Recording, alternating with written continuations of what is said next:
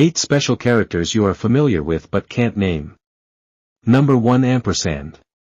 The ampersand is perhaps the most recognizable special character.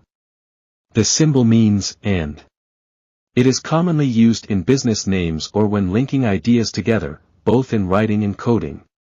Number 2. Square brackets.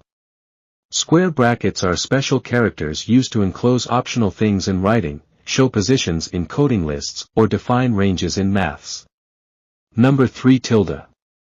The tilde is a special character used to indicate that something is approximate, like about 5 minutes. It's also used in computer systems and coding for special commands. Number 4. Asterisk.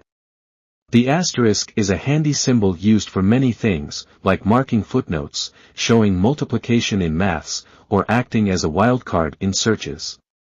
Number 5. Caret. The caret shows where something should be added in text. In mathematics and coding, it can also mean raising a number to a power or performing a special kind of logic. Number 6. Backslash.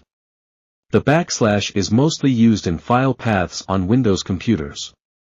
In coding, it's used to change the meaning of other characters. Number 7. Colon. The colon introduces lists or explanations in writing.